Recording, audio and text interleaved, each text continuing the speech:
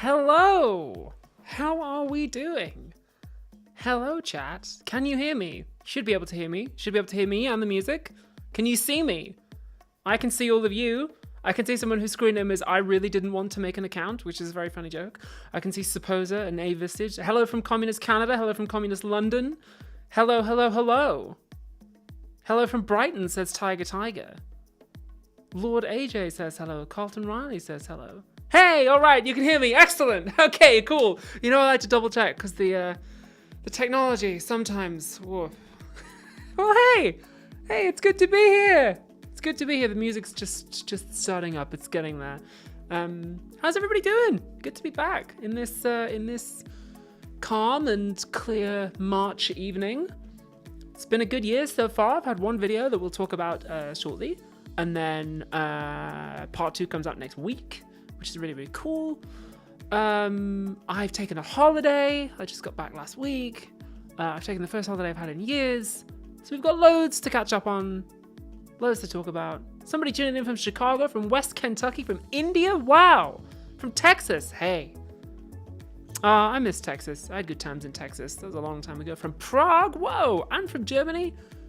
Manchester. Great place. From Brazil. Hey, how's it going? How's it going?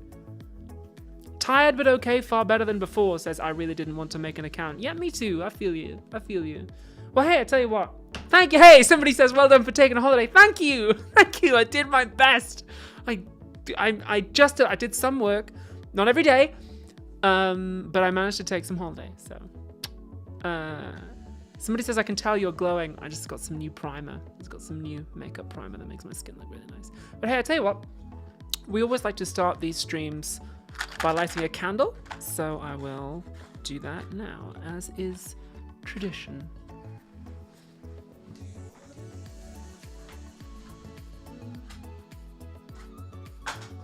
Look at this massive candle my manager gave me for Christmas. It smells good too.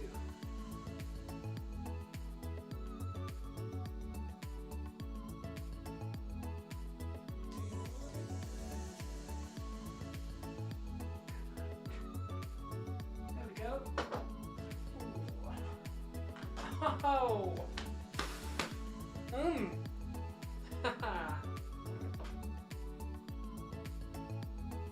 you what. Your girl has sore legs and glutes because I have been working out a lot for reasons that we will discuss, I'm sure, later on. The big candle. Hey, happy International Women's Day to all you international women's out there. How's it going? Any international women in chat? Somebody says the candle looks yummy. I don't know, I've never eaten a candle. But hey, as well as lighting a candle, the other thing we like to do is we always like to keep the chat nice and chill and nice and relaxed. If it's your first time on a stream, then double welcome to you. Hello. If anyone super chats me, then I always do my best to read those out. I'm sorry if I miss them. If you super chat me a question, my advice would be to keep that question very, very simple because I often don't have a lot of time to answer super chat questions. So the idea is, we'll talk to chat, we'll hang out, and then I guess these streams have a bit of a structure. We'll like talk about the last video and how I made it. We'll look at some of the comments and what some of the feedback was. Yeah, I'll just give you like a behind the scenes look. Hey. Somebody says, do you enjoy working out? Yes, I do.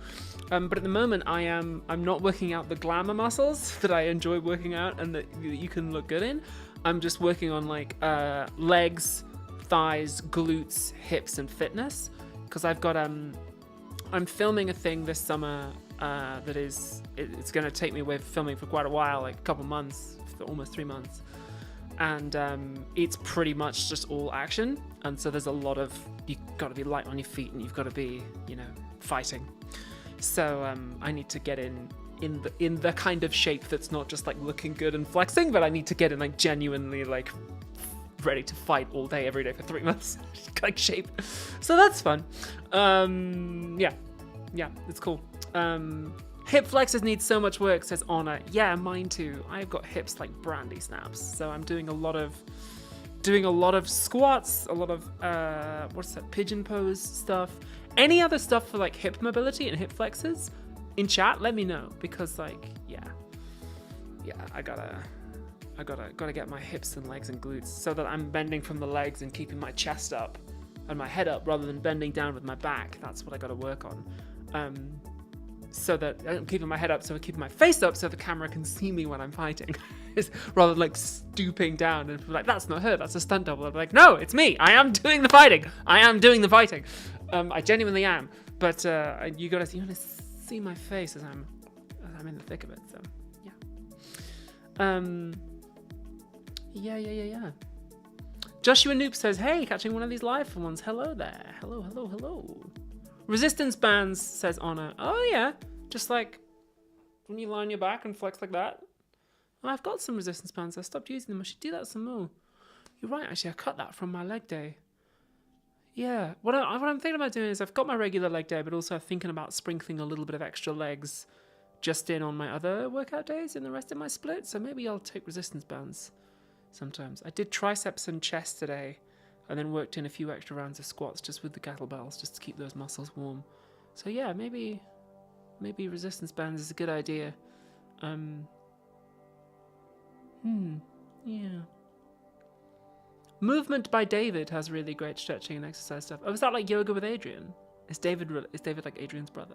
Is that how that works? Bulgarian squats, yeah, I do a lot of those. That's a part of my regular leg day. Swimming, yeah, I mean, there's other challenges to going to a swimming pool when you're a trans woman, but I appreciate the input. Sunny Dionysus says, your video on men and masculinity changed my outlook on men as a trans man. Oh, thank you so much. Thank you, Sunny Dionysus. I'm really glad. Yeah, masculinity is a subject that I studied for some time. I never graduated. I dropped out. Yeah, it was interesting to study. I'm glad you got something out of my old notes. Yeah. Going on holiday suits you. You look great, says BJ. Yeah, again, that's just, I got some new primer. I think it's Charlotte Tilbury. I basically finally started using primer rather than just like makeup directly onto the skin, I just finally actually started, prepping it nicely. So, yeah. There you go. Hello there, says Leoland. Hello there. Nice to have you here. Fellow Newcastle resident, says Bob Bobson. Hell yeah. Hi, says Jose Martin Mar, and then YouTube cut the rest of your.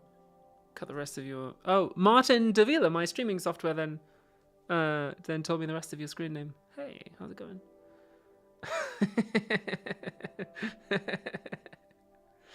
What was the primer again? Says New Ikifraga. I'll get it for you. Hang on a second. It was. I can't vouch for it long term, but it is Charlotte Tilbury's Wonder Glow. There you go. That's what I've no sponsors, no ads, no copyright intended. That's what I'm wearing right now. Kind of like it. It's got a little bit of a glow and a little bit of a tint in it. Yeah, I'll let you know. This is literally first time wearing it. Put it on an hour ago. So you give it a go if you like it. Ah, ha. Oh, I straightened my legs there, and that was painful.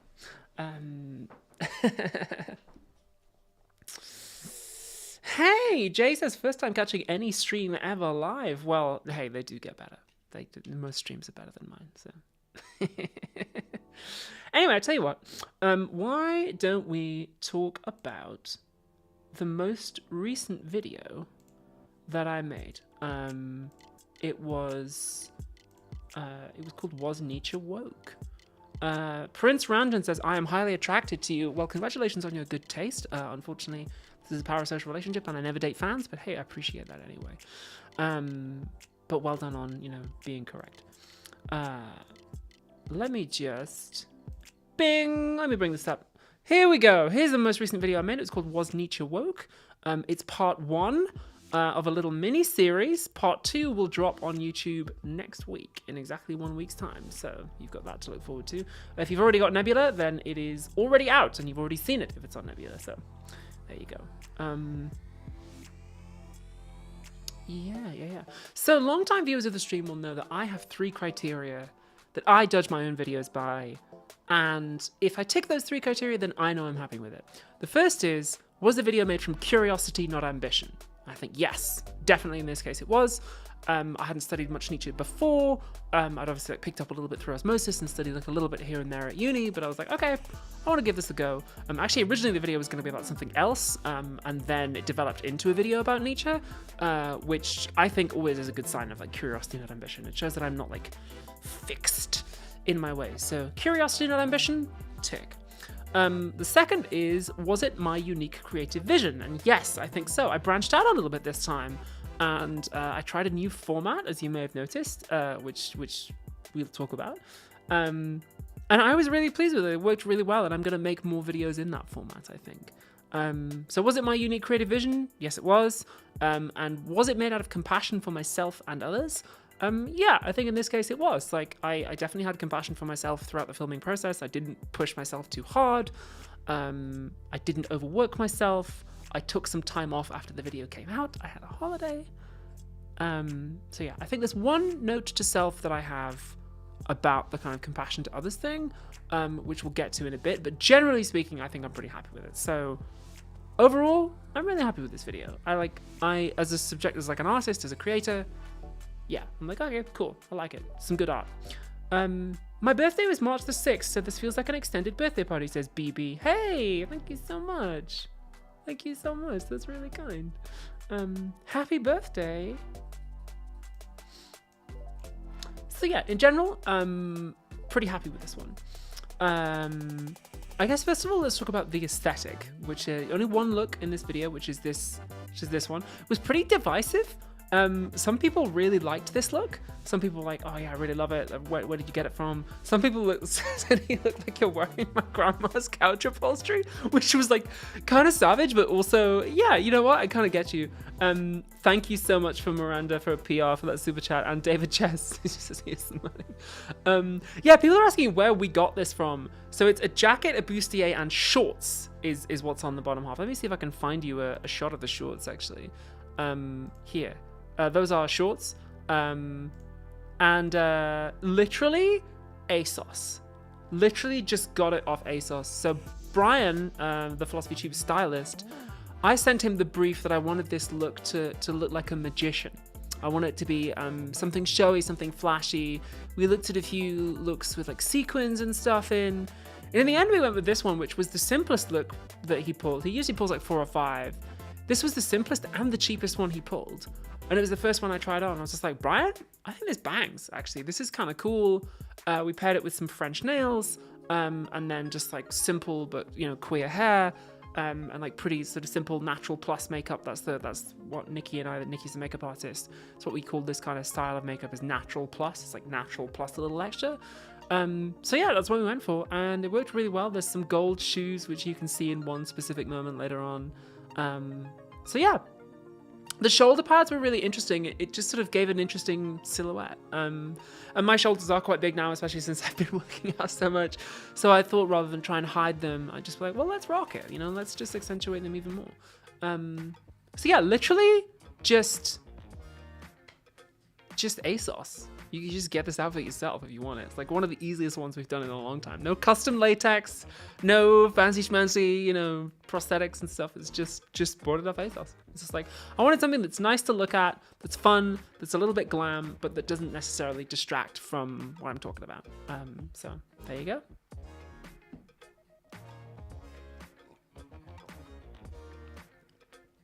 I really didn't want to make an account. Says, I need a hairdresser who can give me a simple but queer hairstyle. Yeah, I've been thinking about changing my hairstyle recently. I was thinking about getting bangs, but then I just straightened it tonight and it actually looks fine. I want to grow it out a little bit more into like into a proper wolf cut, you know, proper like T-girl wolf cut. But I think this is a fine intermediate stage as I'm growing it out, but I just straightened it, so it just looks kind of cool. My hair like wants to curl and it wants to be wavy, and I never let it because I don't like curly hair, on me at least. So yeah, I'm growing it out into like a proper like. I can't say the name of the style because it's got a slur in it, but like a T-girl wolf cut is like down here would be cool as well, I think. Yeah. Ryan IP says, when are we going to see a new episode? Friday. On Friday, part 2 of the Nietzsche series comes out, and it's already out if you're on Nebula. I've got something else in store for you too, but I'll tell you that later on. Somebody says I should get a low taper fade. No, those days are behind me. But yeah, so I did. Where's my notes gone? Yeah, cool. So I was in terms of like building the conspiracy board, and putting all the stuff on the board, like I did here. Here's me with the croissant. I was inspired obviously by Brian David Gilbert's Unraveled series. I went to a wedding in December and I met Brian, who was lovely. And like we had a good long chat. And then that caused me to remember the old Unraveled videos he did for Polygon. I was like, I go back and watch those again. I love those.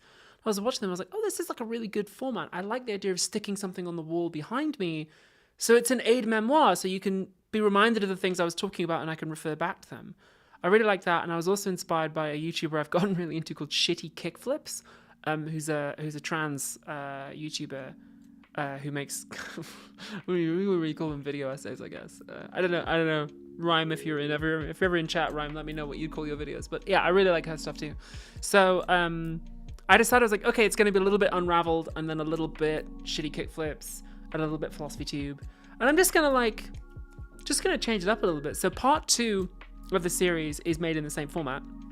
And I think something else I wanted to do is I wanted to make shorter videos. Because last year, I talked about this in my Patreon roundup stream at the end of last year, which is public. You can go read it if you want to. At the end of every year, I talk about like what the financial situation of the channel is and what I tried to achieve this year and like how it went. It's public. And so in my post in December, I talked about how last year I made like 3 or 4 really big videos. They were all, I think, over an hour, multiple days of filming, big money. I threw big money at it. And in terms of analytics and numbers, didn't perform as well as the year before. And I was like, oh, wow, okay. All right. I enjoyed doing that. I enjoyed the kind of maximalist approach. But then now I was like, okay, maybe the meta's changing. Maybe the game is changing. Everyone's going into short form video now. What if I try and aim to get it under 30 minutes? This one's 31 minutes with the Nebula ad read. So I hit my target there. I was like, all right, I want to make something shorter. I want to make something that's a bit punchier. And this was a good place to start with it, because originally when I was planning the script, it was going to be one massive one. It was going to be part 1 and part 2 and a kind of weird artsy dramatization of it. And it just felt like 2 videos clashing with each other. It was like, here's everything I've learned about Nietzsche. And I was like, it kind of lost focus. So I decided to break it up into these 2 parts and release them a month apart. So that's why it's a shorter, punchier video. And some people, like a lot of people actually said that really resonated with them. And they really enjoyed it. Interestingly, it had no effect on retention rates, which like people watched the video for like the same amount of time as usual. I was like, okay, interesting. But there was one person who said that they really liked it, and it was this person, Sage Green 264, said that they have ADD, and the video really helped them focus because I could keep referring back to the things on the wall. So I think I'm going to do more videos like this. Part 2 is the same thing. Is it not the same thing? It's like the same format. We actually filmed it on the same day. And then I'm planning another like part 1, part 2 thing for later in the year. I've written part 1 already. I need to do research for part 2, which is about geography, philosophy of geography in the USA. Like why America is on a grid system, and it's all about like Thomas Jefferson. So we'll talk more about that later on, but I'm going to do that same sort of format. I might even go back to the same studio, because the studio that I found, it was the first time we'd filmed there, and it was really, really good. It's a really good studio, and it was like cheap too, and the guy who ran it was super nice. So I think we'll go back there. So I think probably you'll see this kind of format more, I think, over the next few months. Yeah, I liked it. What else? What did people think about the shorter format? Let me know in chat. I'm curious. I'm looking at the chat now. I have to sort of take one eye off it every now and again. But hey, KC Explosion's in the chat. Casey, I'm gonna make you a mod. I give to you the power. There you go. Hey. Armin Gook says the grid is interesting and has a lot to do with World War II logistics and military navigation in case of invasion. Not the grid I'm thinking about, but that is cool. The diplomatic, and then YouTube cut the rest of your name off. The diplomatic desk says, how do you structure deep analysis well? Oh, thank you. That's a nice compliment. I try not to have more than 2 turns per episode, and a turn is when I'm going, we're not really talking about this, we're actually talking about this, right? I try not to have more than 2 in an episode. You'll notice that this most recent video only has 1. I think 1 big one is sufficient. So yeah, that's how I try and structure, just like avoid overwhelming people. And the rest is just like cutting stuff, like being ready to kill your darlings, and you know, being ready to go, oh man, this paragraph is really cool and it's really funny, but it disrupts the pace, so I cut it. If anything, I'm a little bit overzealous about that these days. Sometimes I'm like, I can do without these couple sentences, I think that's implied, and then a lot of people in the comments kicking off like, why didn't you mention this? I'm like, I did, I just cut that bit because it's just like spoiled the pacing, because I thought that was intuitive, but apparently not, so. But yeah. Hirakashi says, isn't Postmortem a little dramatic? No, I mean, that's what you'd call... I think I got that from theatre. You know, you do a theatre Postmortem on a show. I don't know, what would you call it? Wrap-up? Analysis? I don't know. Yeah, it's just yeah, it's just a theatre thing. Notes, I guess. You know, makes it clear what it is. Danielle Williams, thank you for that super chat. Says, I like the short form on the 2-part setup. Okay, hell yeah, alright. Morphe said, are you aware that your video got auto-translated into other languages? Yes, I was. So YouTube told me they were going to do that. And I was skeptical, but I was like, alright, well, give it a go. Like, it auto-dubs you into other languages. I was like, alright, you know, give it a try. Feedback on that, universally negative. Everyone hated that move. It was like that video game screenshot from what is it? It's not The Last of Us. It's the other one. It's the other zombie one. Walking Dead was like everyone disliked that.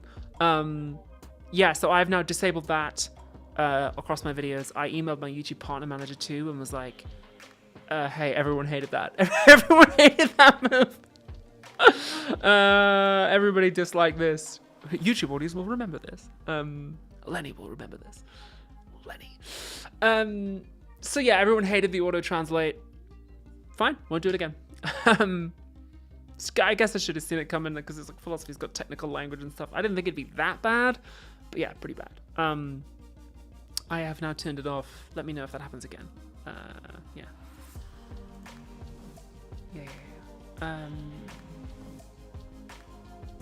Yeah, let me turn that off too. Before I go into the research for it, let me talk about some of the... Somebody says, have you seen The Brutalist? No, I had a choice the other night between going to see The Brutalist and going to see The People's Joker for the 3rd time. You know I went People's Joker, obviously. I went to see The People's Joker with me and a mate and 2 other people in the whole cinema, and it was amazing, as always. Bulletproof. I met one of the guys from The Brutalist recently, though. I forget his name now. He was nice. I met him at the Brits to Watch thing. Would be great to hire real translators, says Navy Blue. Yeah, so my German subtitles and my Portuguese Brazilian subtitles are translated by people, like translators who I hire. That is so expensive. It's like thousands and thousands to do that. And I do it because Germany and Brazil are my 2 biggest foreign language audiences. But yeah, I couldn't afford to do it any more than that. It's just not in the budget. It's, yeah.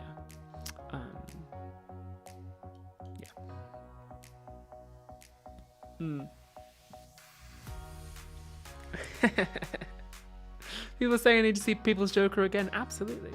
Andre Carlett says Vera Drew on Kill James Bond. That's a good suggestion. That is a good suggestion. I might ask her about that. Yeah. Felt good being able to finish a Philosophy Tube video during my lunch break. Hey, all right. That's cool.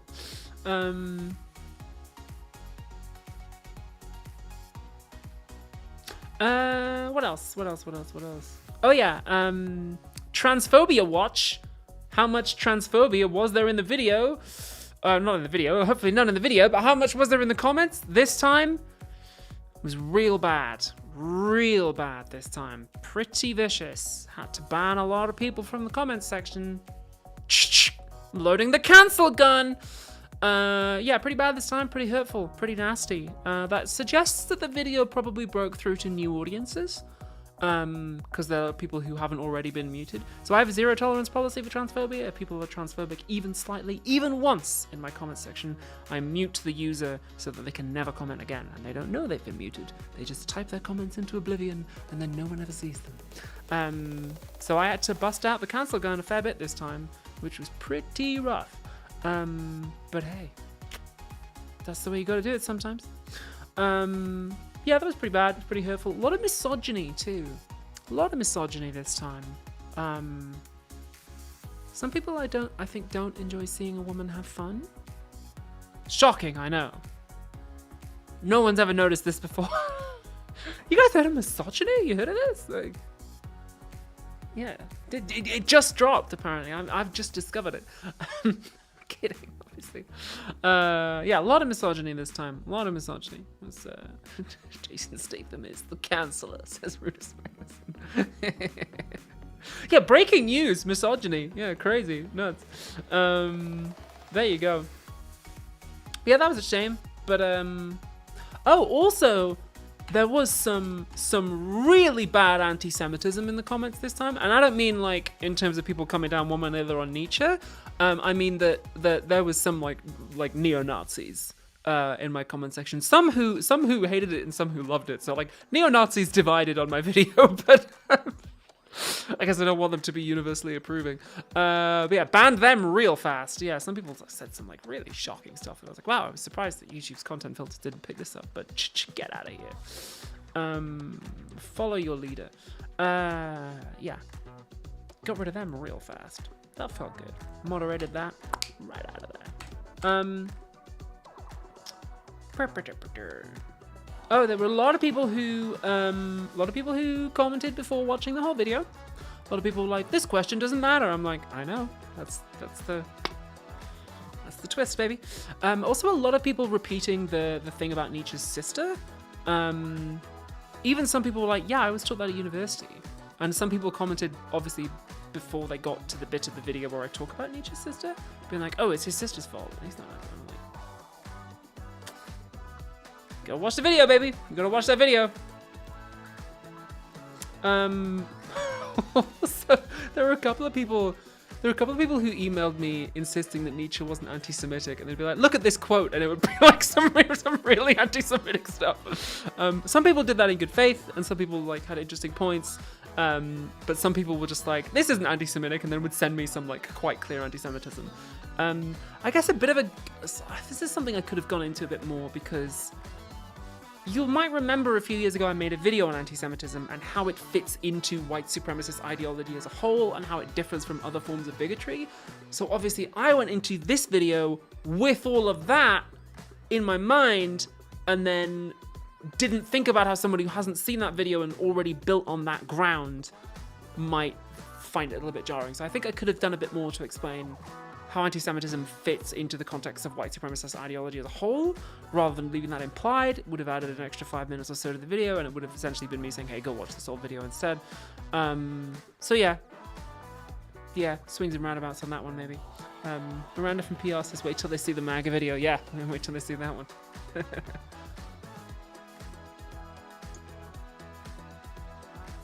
Yeah.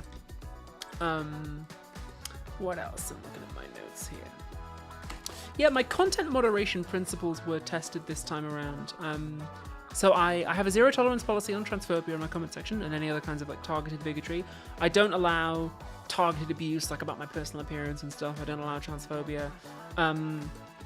I don't allow lying about me in my comment section, but I do allow kind of broad abuse to remain up. So if somebody posts like, this video is rubbish or this video is shit, then I will leave that up, because I'm like, you should be allowed to say that. You should be allowed to say that my videos are shit. You're allowed to say that in my comment section. That's your opinion, and you're allowed to be incorrect. You're entitled to your wrongness. But you are allowed to say that. What I won't allow is people lying about me. So there were some people just like, you know, used AI to write the script, or you know, whatever. I'm like, no, that is false. That is a lie that could harm my professional reputation. So no, you cannot say that. I remove it. So yeah, my I think that's fair enough. But my comment moderation principles were tested this time. I left up like 90% of the negative feedback. There were also a couple of people who commented saying, I asked ChatGPT if Nietzsche was anti-Semitic and it said no, which was very dispiriting. I was just like, oh, wow. Take it up with Robert Hulb. Yeah.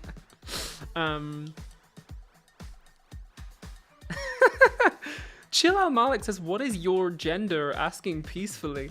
I love asking peacefully. That's so cute, dog. That's really cute. I'm a woman. How are you doing? Yeah, we're the other half of the population,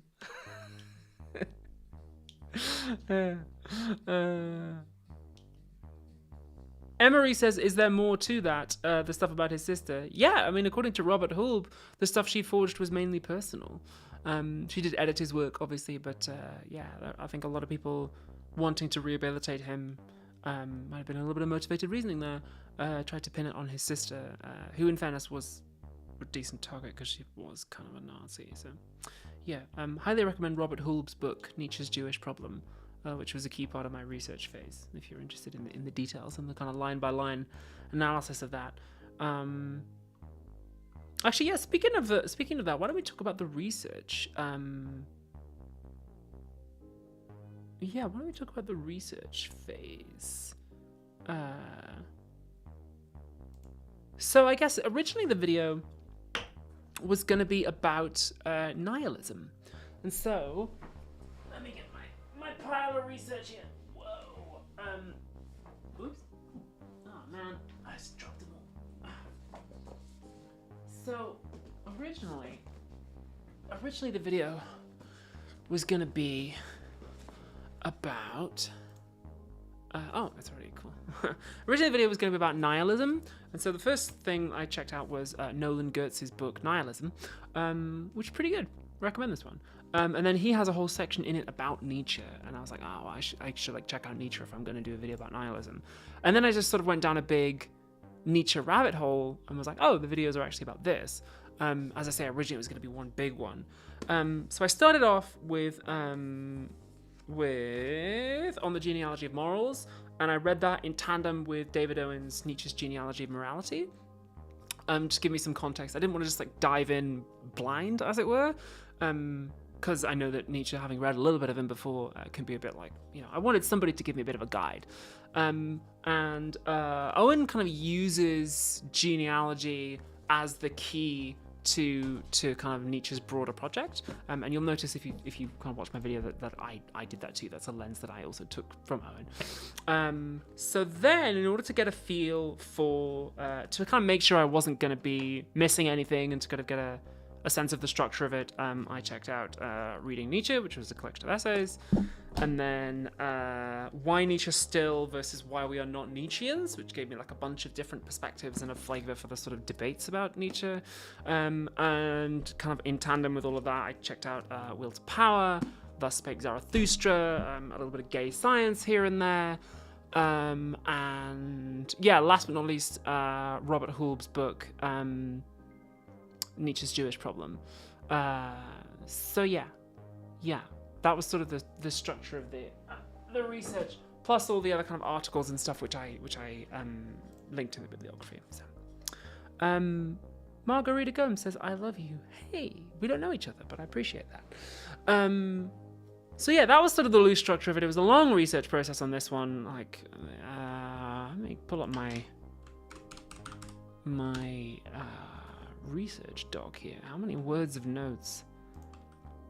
How many words of notes was this? How do I even do word count in Google Docs, man? Whatever.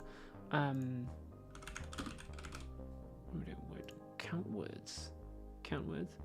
Yeah, about 40,000 words. So yeah, long research process on this one. I started researching it back in November, and then was researching over the holidays, when I should have been taking a holiday, which is actually what caused me to kind of have a breakdown and become ill over the Christmas period, which I also talked about in my Patreon post, which is then why I was sort of medically forced to take a holiday. But hey, yeah.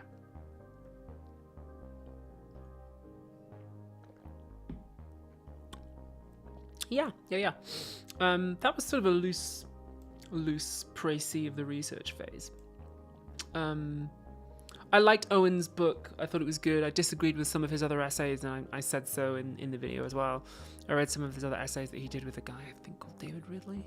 I didn't fully agree with their idea that it's a metaphor, like the racism stuff is a metaphor. But yeah. Is the nihilism video still happening? Yes, it is. Yes, it is. You know what? Why don't I tell you that now? So next week on Friday, Nietzsche Part 2, which is called Was Nietzsche MAGA, that's going to drop on YouTube. If you're on Nebula, it's already on Nebula. It has been for a little while. And also at the same time next week, Part 3 is going to drop. Surprise! There's a Part 3. Cast your minds back. Earlier on I said originally it was going to be a really big video, which is kind of Was Nietzsche Woke, Was Nietzsche MAGA, plus an artsy dramatization of this stuff. And I took the dramatization stuff out, and that is now its own video that is going to be on Nebula. And that is about a video game called The Outer Worlds and how it helps me confront nihilism. It's a very different kind of video. I haven't done video game analysis stuff before, or like using video games as a way to talk about philosophy. I haven't done that before. But yeah, it's something a bit different from me. That one's going to be dropping on Nebula next week, Part 3. That one is going to be a Nebula exclusive. So Part 3 is not going to come to YouTube because it would get copyright dinged immediately, and there'd just be a nightmare with using the footage and stuff. And it's the kind of weird artsy extra thing. It's not like strictly educational. It's definitely more of a dramatization. Outer Worlds, not Outer Wilds. So that is going to be, that's going to be a Nebula exclusive. It's a game about it's like Fallout in space. It's one of my favorite video games. So it's about nihilism and confronting nihilism and how difficult that is using this video game. So somebody says, what is your favorite video game? I think it might be that. Might be Outer Worlds. Maybe a couple Zeldas in there. I do love Breath of the Wild, and I do love Tears of the Kingdom, Wind Waker 2, Yeah, be cool.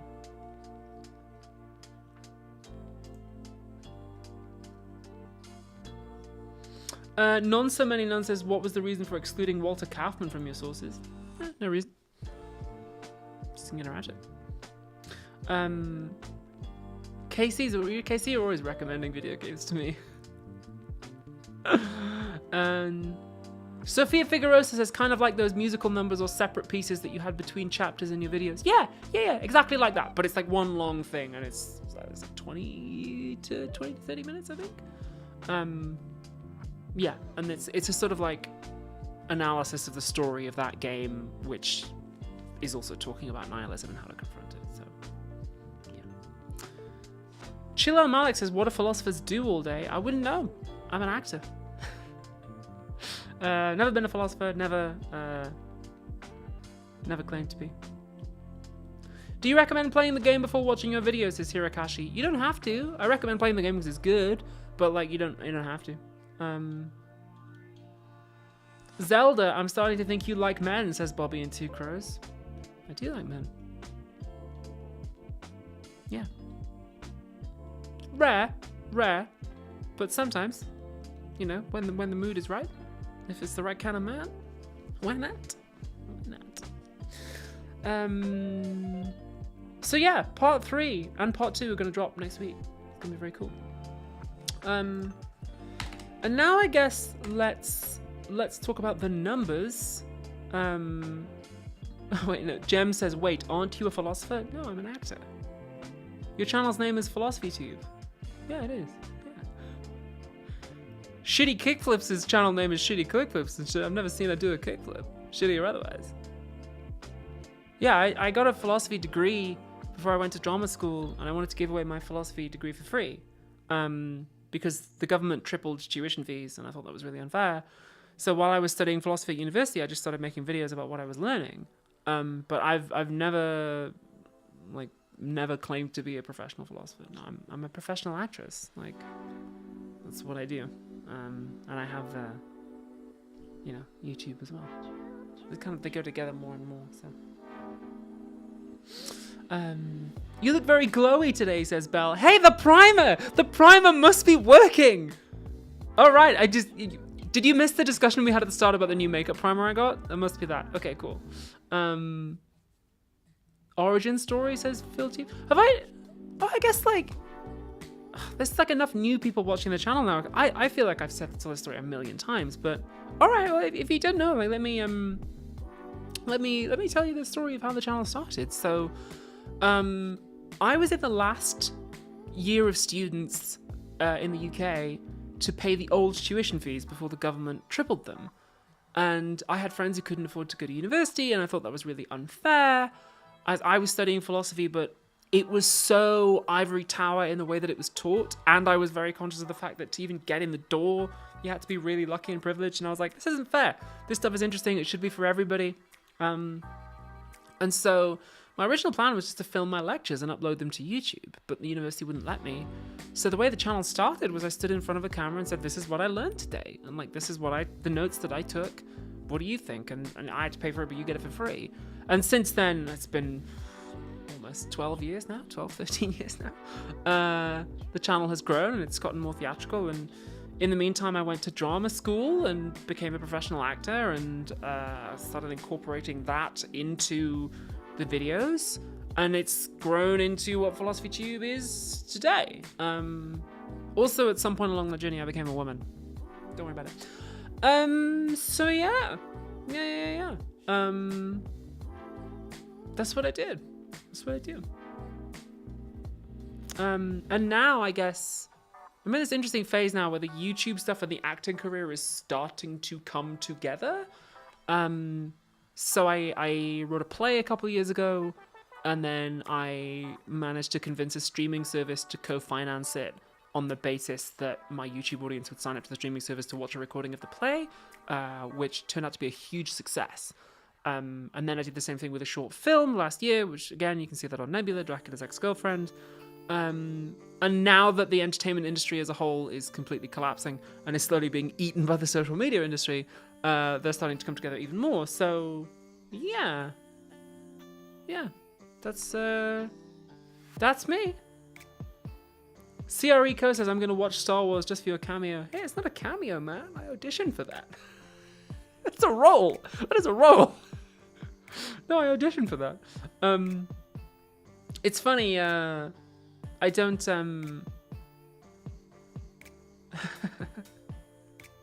It's funny.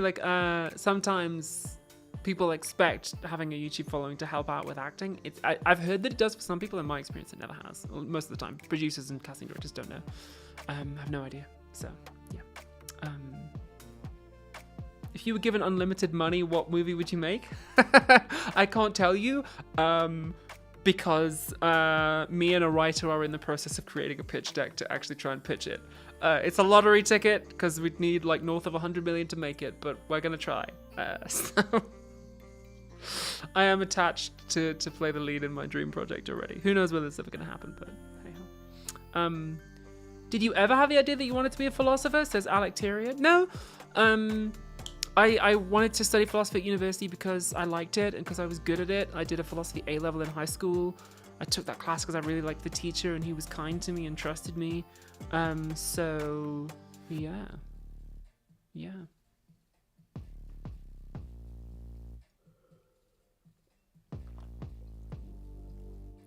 NATO Commander says he's been a fan since the Rick and Morty video. Wow, that's a long time ago. It's way back in season 1. Thank you.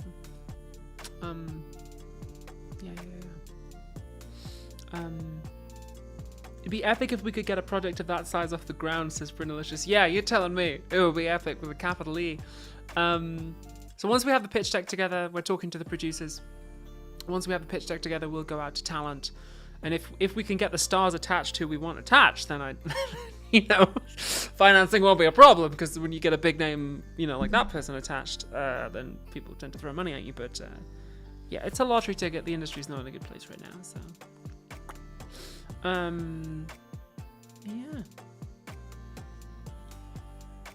Mr. Baker. Hell yeah. What was in the glass? Oh, it was blackcurrant juice. Yeah. Why do movies cost so much? Because you got to work real hard on them. To be fair, this project we have in mind is big. A cheap movie, like a really cheap movie, is less than 5 million. That's like mega. Less than 10 million is considered cheap. Just because it takes a lot of people to make a movie and do it well. And you got to pay people for their labor, you know? Yeah.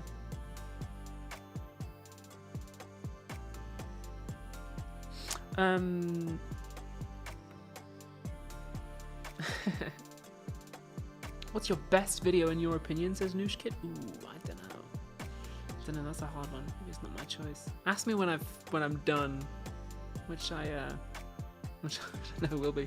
Would you direct it, says Armin Gooks? No, I'm not really interested in directing at the moment. I like writing and I like acting. I like acting more, and I write so that I can act, so. I leave directing to those who understand how cameras work, which I do not. Valentina V, who directed Dracula's Ex-Girlfriend, the short film I wrote last year, was amazing. And I'm like, okay, cool. I couldn't do that job. That's a different thing. Thank you so much to Bifrady, who says, love the good work. Thank you. Sophia Figueroa says, can we ever expect a Philosophy Tube stage performance? Maybe. I had an idea for one that I was considering doing this year, but so put it on the back burner for now. It doesn't interest me quite as much creatively as it did. The topic isn't just as quite as interesting, but maybe I'll come back to it, you know. I've got an idea. So let's talk about the numbers. How well did this episode do on the numbers? Really well. This was my like second or third biggest hit video in a while. It's of the previous 10 that I've done, it's currently sitting at like number 3 in terms of how well it's performed. YouTube tells you the kind of your top 10. So we got 250,000 views opening weekend. It's less than a month on. We've got 800,000, just about knocking on the door of 800,000. It got more viewers than usual through YouTube recommendations too, which means it's like a strong title and a strong thumbnail, which is great. That's what we like. That's good YouTubing. Although something else very interesting is that this video made less AdSense money than usual. Normally my videos make kind of like negligible AdSense money anyway, because it's an educational channel and advertisers don't pay a lot of money to advertise on educational content. But this time it made like zilch, like almost nothing. I was like, oh, interesting, weird. The video performed really well, but like didn't make much ad money. That's why we love crowdfunding, baby. That's why we love patreon.com/philosophytube. There we go. Yeah. I'm glad I don't have to depend on ad money and like chasing AdSense money, because like yeah, I tell you, the AdSense money that this video made was like a fraction of the budget of the video. So like yeah, I could just about have I could have hired the studio. No, in fact, no, I couldn't do that. No, it's a fraction of it. Yeah. Yeah. What is your dream acting role, says Sleepy? I can't tell you that either, because it's the one I'm attached to. Although I will say that the thing that I'm filming this year, that I'm going to be spending much of the summer doing, I wouldn't say it was like the dream acting role, but it is definitely exactly the type of thing that I want to be doing. I really wanted to move more into action stuff for a while. Just because I'd done some roles where I did romantic lead stuff, and I just got a bit bored of it. And also I find that I audition for romantic lead roles because I've got the cheekbones, but because I'm so tall, I don't get those roles. I always get down to the final few because they like me, but then I don't get the role because I'm too tall. They don't let you be the wife or the girlfriend of the main character if you are taller than the man. And also because I'm quite big, I like working out too. So I wanted to move more into action stuff because I'm still young as far as actors go. I've still got a few years of being able to do action. So I was like, well, let me do this, because there's not a lot of like female actors who can do like heavy action roles. There's certainly not who are like over 6 foot. I'm 6'1". So yeah, I wanted to move more into action stuff, and this thing I'm filming this summer is the most action I've ever done. It's like serious even by like action standards, it is high. I've got a lot to do. I've got a lot of fighting to do. I've got a lot of really cool stuff to do, which is sick. It's sick. It's a real challenge, and I'm excited because it's, you know, it's not just doing the action and doing the fighting. It's acting through that too, and being able to create a sense of character with the body whilst the character is fighting for their life. So, yeah, it's the thing I'm filming this summer is real action star, you know, show reel stuff. It's gonna be amazing. It's gonna be really, really cool. Really, really happy with it. Yeah.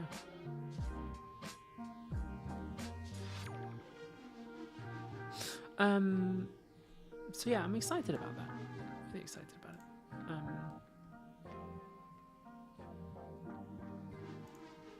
it.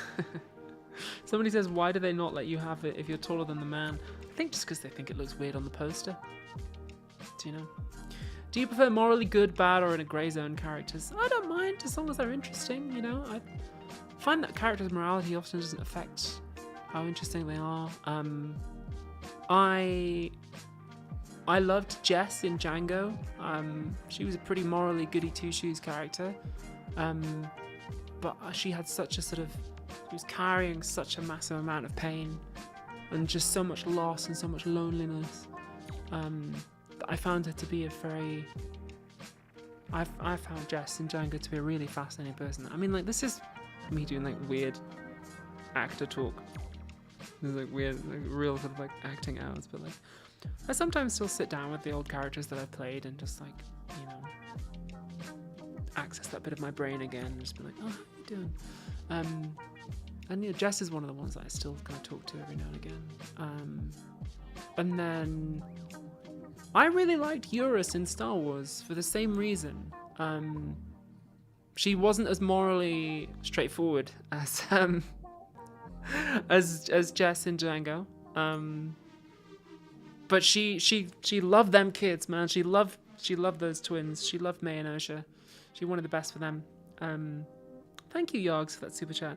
There's actually somebody on Tumblr who made a GIF of me in Star Wars when I'm deep background and I do something with my hands because I was so kind of like one of the twins, the kids in the show who are being raised by these witches. One of the kids storms out and I was like really worried and I kind of like put my hands up and tense them, and somebody on Tumblr noticed that and was like, that was such a sweet moment. I was like, thank you, you noticed the little details. So yeah, I like all my characters. I guess I wouldn't play them otherwise, you know. Belladonna in Dracula's Ex-Girlfriend, I guess I wrote her.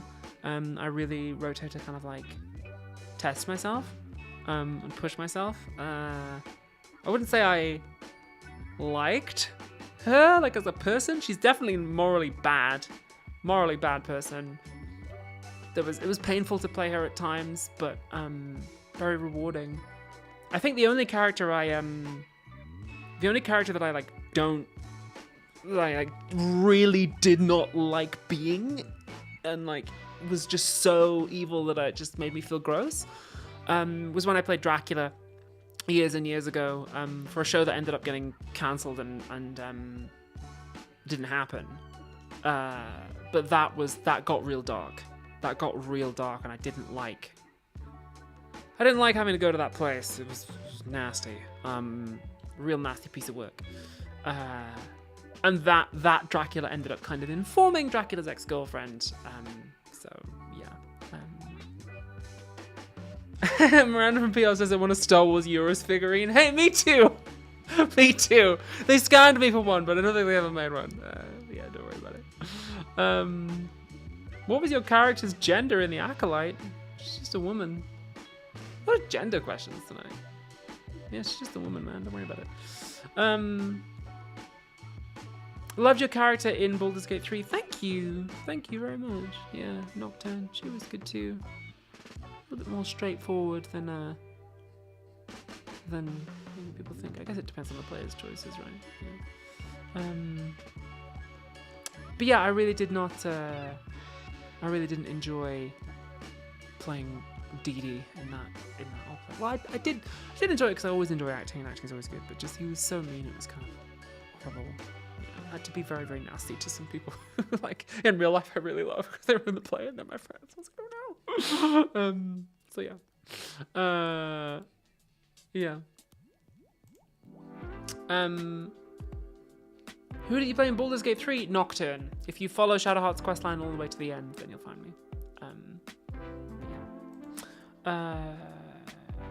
Yes. Oh, yeah. So I'll tell you what. Let's look at some of the comments. Let's look at some of the comments that people left. Oh, I want to talk about this. Because this is important. Sarah Clark on Blue Sky did this really, really good thread about how the word woke was coined by Black Americans specifically to mean awareness of systemic racism, and it has been watered down to mean generically nice and liberal, and that makes it harder for racial minorities to critique systemic racism, and I think this criticism that Sarah made was not aimed specifically at me in my video, but I read this and I was like, damn, she got my ass. She? Double check pronouns. Let me just double check because it's Blue Sky. Don't wanna... Yes, she. Cool. Yeah, she got my ass with this. She really did. And I read that and I was like, I did that in the video. And that was silly. And this point would have fit so perfectly into the final bit of the video, the kind of after the envelope moment. I should have included that, and if I had thought to do that, the video would have been better. So I'm sorry about that. I think that is a moment where, and that's the one note I had about compassion for others. I'm like, should have thought of that. That's a kind of white person blind spot. That is a clear moment where I feel I could have done a better job with this video, and in fact, RPRP5244 said the same thing. I think that's like a legit fair cop. I think got my ass on that one. So yeah, fair. That's one moment where I'm like, yeah, somebody says it's been watered down to mean politically correct. Yeah. I think that's a goof. I think that's I don't think it's a world-ending thing, but I'm like, yeah, could have been better. Lesson for next time, I think. Yeah. Could have talked more about the history of the term and where it came from. That would have been really useful, I think. But yeah. Lily Av left a good comment too. They said that they were taught the Nietzsche sister thing in university. And yeah, that's where a lot of people heard it actually. I really enjoyed Robert Hulb's book, which goes into where that idea came from.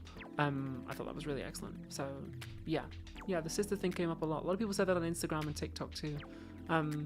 Funnily enough, one of the clips of the video got censored on TikTok. It was the first time this happened to me, because I mentioned Hitler, and fortunately my social media manager managed to get it restored.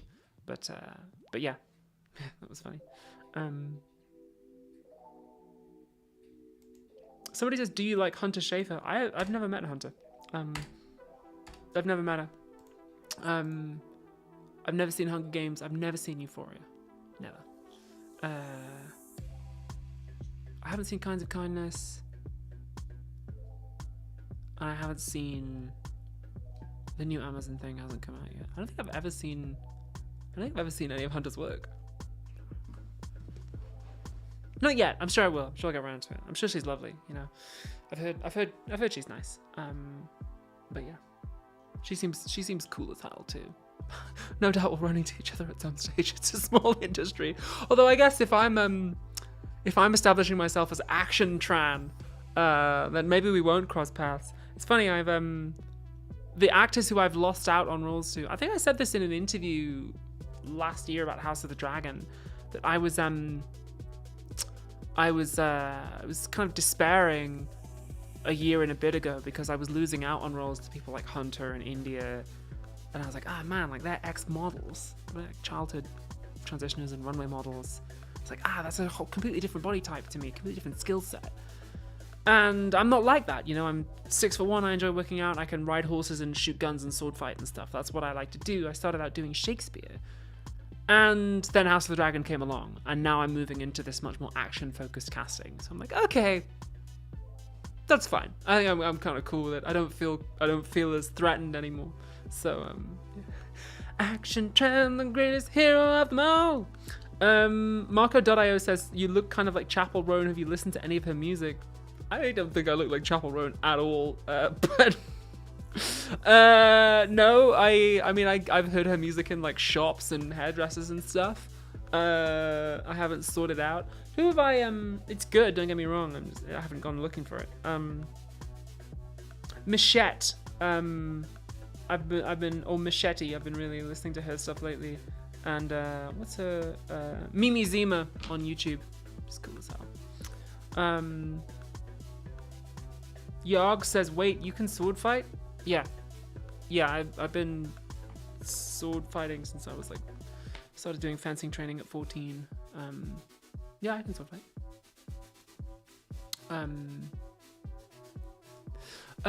Golden Dusty said that Nietzsche's anti-Semitism was broadly in line with the cultural attitudes of the time.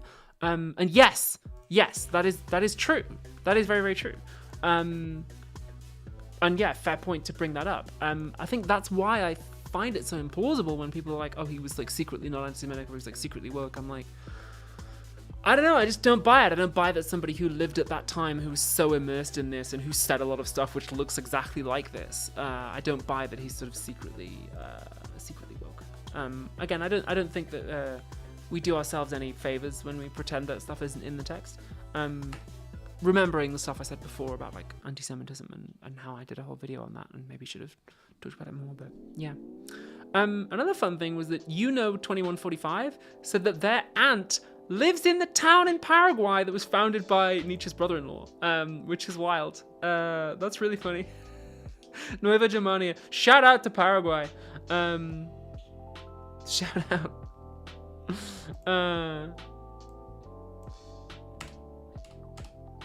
Another good critical point came from Excogito2156, who said that they are a Nietzsche scholar. Obviously it's the internet, so don't know how true that is. But one of the things that they said I could have mentioned was how, specifically in the genealogy, Nietzsche was trying to embarrass and provoke German people of the time. And I think that is a fair cop. I think that's an important bit of context that helps explain why the book is like that. I don't think that's the only reason it is the way that it is. I do think we can look at his unpublished letters and his broader project and understand it through the lens I offered, particularly from Robert Hulb. But that's a fair cop. That would have been a cool thing to mention. It also just would have explained a little bit of the tone of his work too. So, yeah.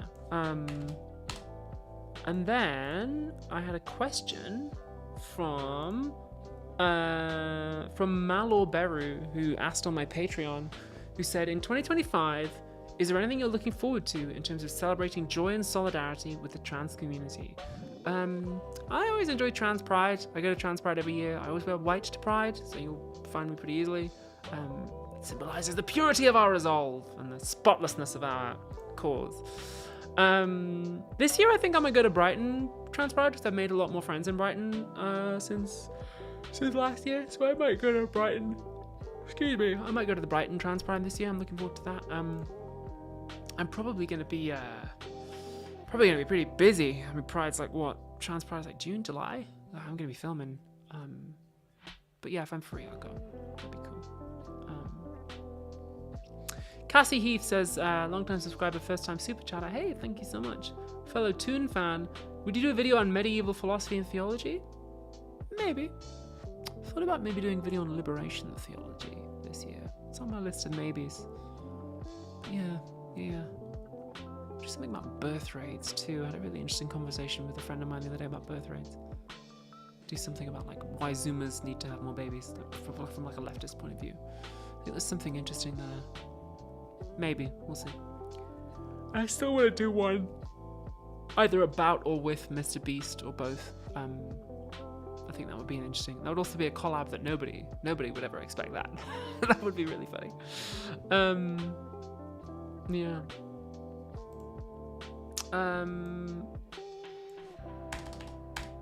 Yeah. I'll hang out for a little bit and talk to the chat for a little bit and look at chat again before I talk about the things that I'm reading at the moment. We'll do a little section about that. Tom Nicholas did a great birth rates video. Yeah, I should check that out. He's on my list for people to research if I do that. Yeah. I've never understood the fear around low birth rates with 8 billion people on the planet. Yeah, it's because there's a lot of old people, aging populations in the West, and in particular in the UK, produce a lot of very interesting and difficult to deal with effects. So yeah, that's going to get interesting. It also explains why our current government are doing some of the horrible things they're doing to disabled people. I say explains, and I don't mean justifies, but it's like, yeah, having a lot of older people, and then the generations below them not having as many children, basically means that you have younger people working harder to support the state pensions of the people above them, and so they end up worse off. So, yeah, it's. Love your lesbian t-shirt, says Jeremy McFarlane. It's just a black t-shirt. This flannel I got in a thrift store in Brooklyn. I was with a. Oh no, she's not a lesbian. She's bi. I was with her at the time. So shout out to Ava. Thank you for being on the Sarah Z stream. It was lovely to see you with Ellie. Oh yay! I love Ellie Spectacular. I've been watching her videos for years and years. Fantastic stuff. She's the creator of Sauce and None. Love it. I think I was in one of her old YTPs, right? I think it was an old one. Would you ever consider writing a book, says Asha Ross. I thought about it. I was approached by some publishers within the second half of last year, and they asked me to write a book about the NHS. And I considered it. I planned it, and I wrote the introduction. Then I was like, I'm not doing this, because it's just the writing the book part would have been good, but everything that came after that would have sucked. Just having a book out there in Britain, have it be about trans stuff, I was like, I'm gonna get crucified for this. It's not gonna do any good. So I'm not falling for that kind of trap,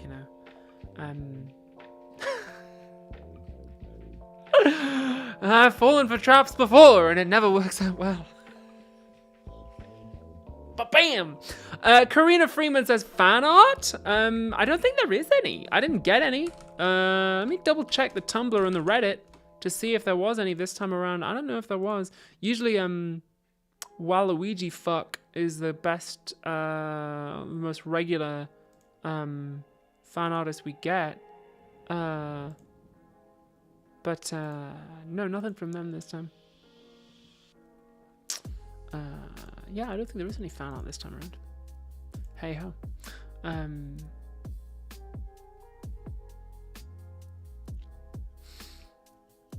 Should I make some for you real quick? Yeah, if you like. If you want something to do. Send it to me on my Tumblr asks, and I'll probably, break my whole streaming setup trying to download it and put it in the window to show it to you, but yeah. Kappa Sphere says it might get you some popularity if you wrote a book. It would, but it would get me popularity as a writer of non-fiction, which I don't want to be.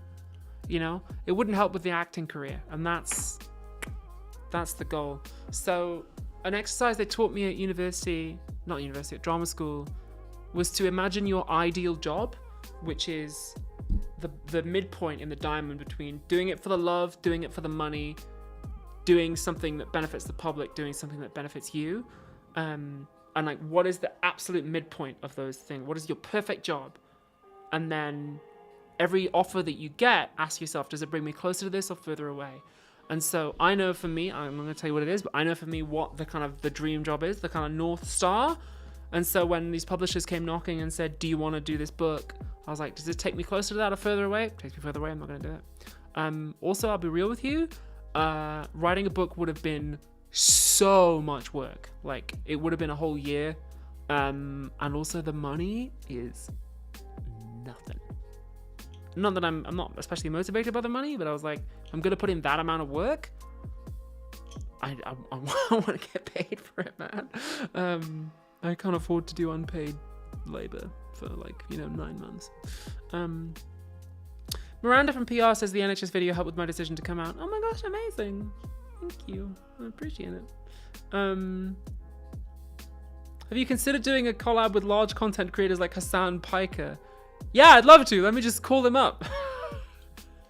You sound like my YouTube manager. Like, have you considered doing a large collaboration with someone you've never met or spoken to? Yeah, I'd love to. I'd love to. Love to do a collab with Hassan anytime. Anytime Hassan wants me on, all he's going to do is call. I'll let him make the first move, though. I don't want to seem too desperate. Kelnius TV says, trust me, writing a book is so much work. I believe it. I believe it. Yeah.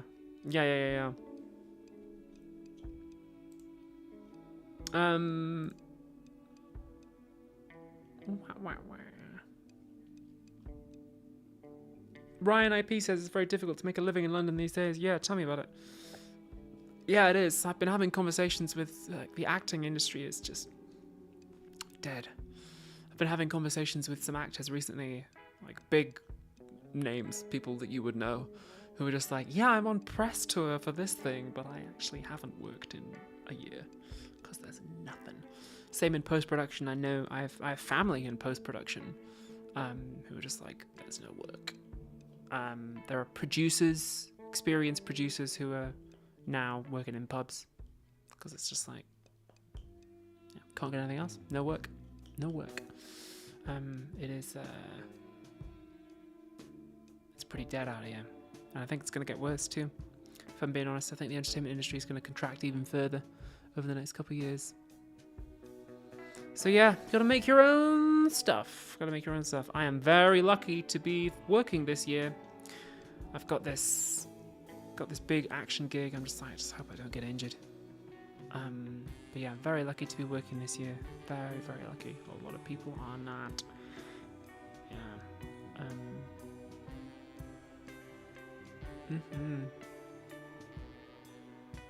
Hey, thank you to Data Barista. Oh, cool screen name too. That's a really cool idea. And it's your first super chat as well. Hey. Soup says, is it still the best financial decision to stay in London? Yeah, it's got to be either here or LA. And since I'm filming here this summer, for now it's here. And LA, we'll see. Can't really have an acting career and be anywhere else. Maybe New York, but I don't really like New York. Got contacts in LA, so we'll see. We'll see how that goes down. Yeah. I swear every goddamn show is middle-aged celebrities go on holiday together. Oh my god. You're so right. It's always like Rob Brydon and someone else. Rob Brydon and Chiwetel. I'm spinning a big wheel and it's like Rob Brydon and Chiwetel Ejiofor travel, spins the wheel Portugal to examine the history of spins the wheel cheese. Like that's every show on British TV. Either that or it's just like where some experts in antiques, pottery, crochet, some kind of niche crafting thing. Yeah, you're so right. Oh my god. To be fair, I would watch Rob Brydon and Chiwetel Ejiofor go around Portugal looking at cheese. I should. Hello, BBC. Have I got a pitch for you? Yeah, that'd be cool. Yeah. DZF Nuts says, hey everyone, first time around, how y'all doing? How you doing, DZF Nuts? Pikai Grasseland says, I hope Reels and TikToks won't make people lose their taste for shows and movies. Sound like a boomer, but I can't help worrying. So hey, what I can tell you is that advertising spend in small and medium level TV is way down because all the eyeballs are going to social media. And that is majorly affecting the budgets of small and medium level TV shows. It means fewer small and medium level TV shows are getting made.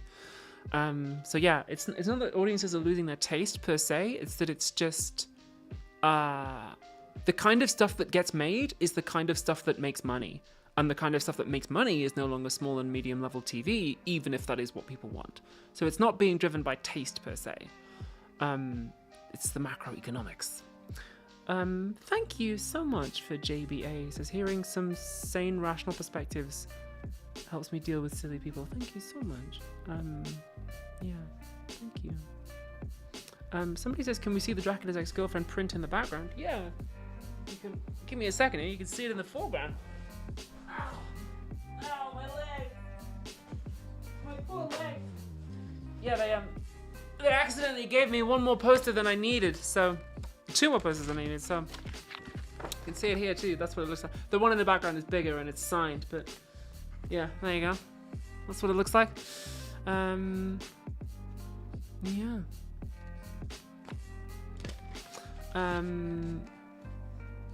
Wow.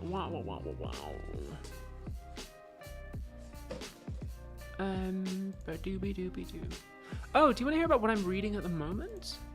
A preview of the next video, next couple videos. So I have been reading. Let me get my camera set up. I've been reading Liberty's Grid, which is about why the American countryside is laid out in a grid pattern. A lot of stuff about Thomas Jefferson and the philosophy that inspired him. So I'm probably gonna make a video heavily inspired by this at some point. In fact, I've already written it. That then lends itself to a discussion of the people who are already living on the land. So I'm thinking about my sort of working title, and I haven't started writing it. I'm still just researching it. Thinking about doing something about settler colonialism and genocide in the history of the United States. So I read An Indigenous People's History of the United States, which I really liked and was really good. And now I'm reading Thomas Jefferson on American Indians, which I really like too. Yeah, kind of keeping the focus on Jefferson because obviously it's a big topic. And I don't want it to just be like a recount of 100 years of history, or like 400 years of history, 300 years of history. So just keeping the focus on Jefferson, in particular his notes on the state of Virginia, I think is probably a good way to ground that topic. But yeah, that's what I'm playing with at the moment, just in my head. And then I'm also reading Dostoevsky, Crime and Punishment, just for fun. I took this on holiday with me because I like to take a Russian novel on holiday with me, especially when I'm going to a beach, because it's just a really nice, just Russian novels are like fruitcake between pages, you know, it's so dense. And it's also nice when you're in a hot place to have something like a very cold book, like, oh, it was very cold in Russia, but then actually a lot of the book takes place in summer and it's really hot, so as in like temperature, it's not sexy, it's not a sexy book. But I picked this up because I thought it might give me some insight into like Luigi Mangione, and I was like, interesting. Well, this is kind of like, this sort of thing has happened in fiction, so let me check it out. If you don't know Crime and Punishment, it's about a young man who kind of, not quite impulsively, but who decides to murder a defenseless old woman, and about like why he does it and psychologically and what it says about how we live in a society. So yeah, highly recommend. Check it out. Dostoevsky, good stuff. Thank you, Sephtophobius something. Thank you for that super chat. Appreciate it. Somebody says hello from Sunderland, the best city in the northeast. Yeah, just gonna ban you from chat real quick. No, I'm kidding. Hey, we've all got bigger problems, haven't we? So. All right. Whoa! I just accidentally messed up my notes.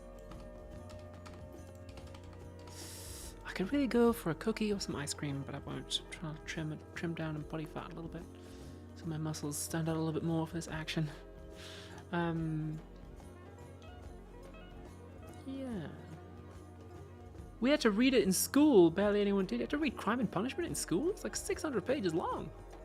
It's a lot for a school kid. Tyler Svedin says, I've started saying it's just a woman having a baby anytime I hear sirens. Thank you. Yeah, that's really cute. I'm glad. Thank you. A little habit I picked up from my old French teacher. Cool. Why don't we hang out for another 10 minutes? And I'll just hang out and talk to the chat for 10 minutes.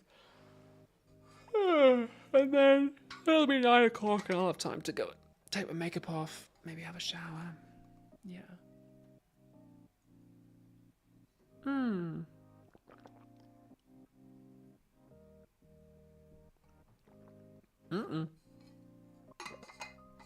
think my stream just cut out. Did my stream just cut out? Can you still see me? Weird. Did my stream just cut out? Oh well, whatever. We're back, I think.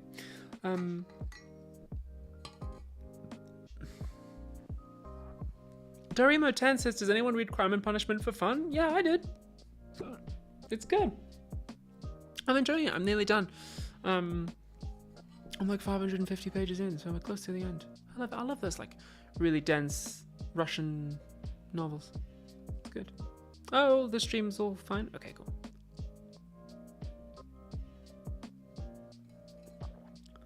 Bridget Tronrod said, have you baked anything yummy recently? No, I haven't done any baking in a while. I haven't done any baking this year, actually.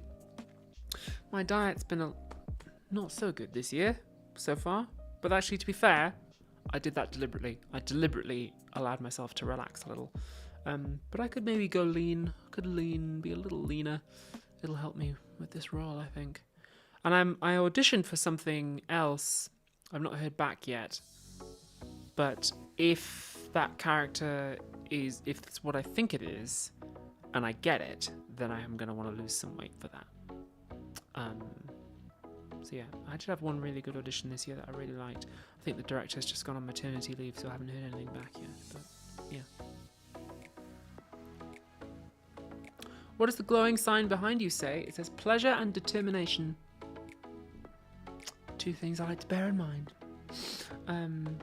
Really? People read Crime and Punishment in high school English? It's massive.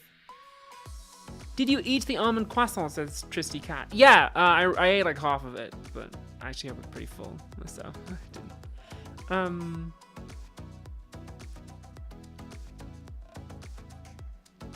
Wow, have they made you read Crime and Punishment in school? It's huge though. If they're Alki says, which Nietzsche books did you read? We already talked about that. We did a whole section earlier on about the research process, so you can always rewind and go watch that. Are you writing anything at the moment? Says Diogo Almeida. Yeah, I'm working up a treatment for a feature. If I do move to LA, then I want to take something with me. So I'm not just turning up expecting it to happen, but doing like, hey, this is, a movie I want to make. I'm making some notes towards something for the stage. Whether that ever goes anywhere, we'll see. Just kind of playing around, really. And then me and a screenwriter are working on a treatment for a big feature. So yeah, I'm keeping my hand in. Oh, and I'm writing an episode for a TV series too, which I can't talk about right now. But yeah, I'm working on that as well. So yeah, I'm writing loads of stuff. What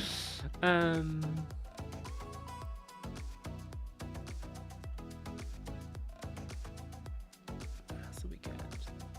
Very Taurus, says Karina Freeman. Yeah.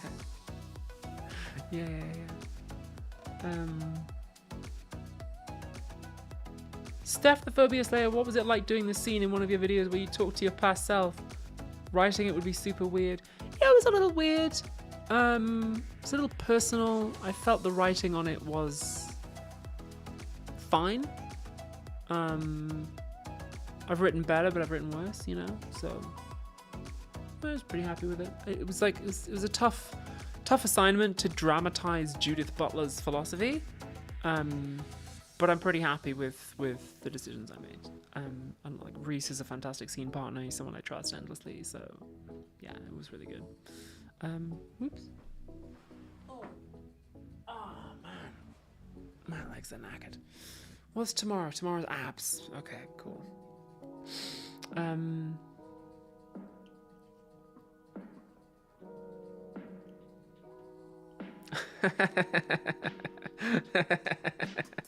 Terrence says, when are we going to see you on Doctor Who?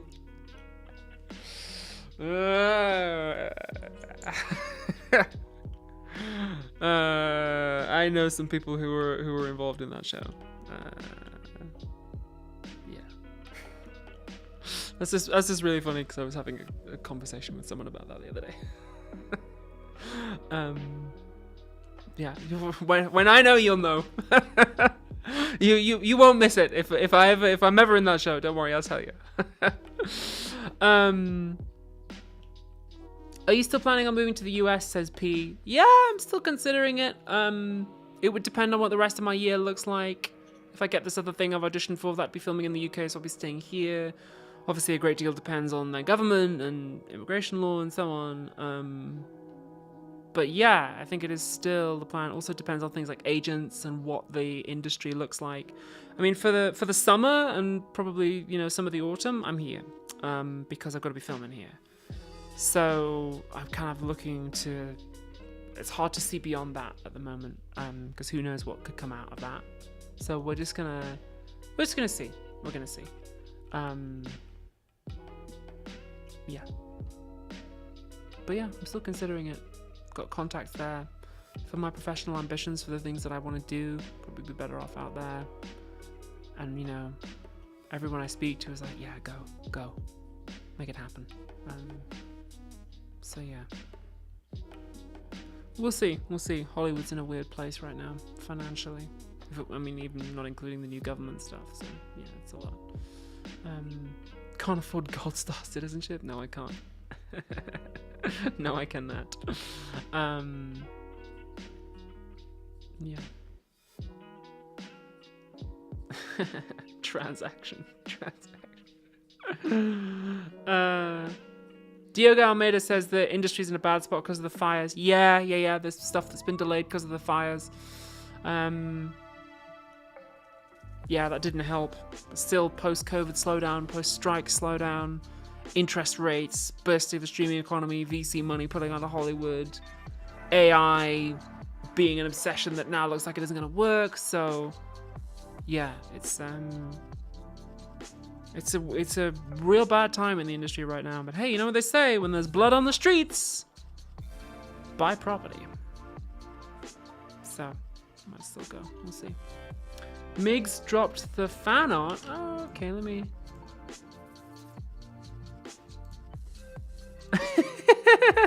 Oh my gosh, that's amazing. Okay, give me a second here to download this and to just rotate PDF. How do I... This is so good. Oh man, I closed the window where I could have done... Okay, we're gonna have to do some live stuff here. Where did I put that though? Where did I put that? It's nowhere. It's gone. It's nowhere. Doesn't make any sense. Okay, stand by as I rotate PDF. What am I doing here?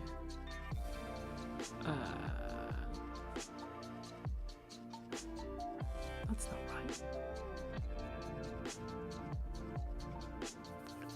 Find it? No, it's preview. Preview is the one I want. Preview is the one I want. For some reason it's not picking it up. Okay, give me a second. Sources. Window capture. Add source. Add a new source. Fan art 2. Add source.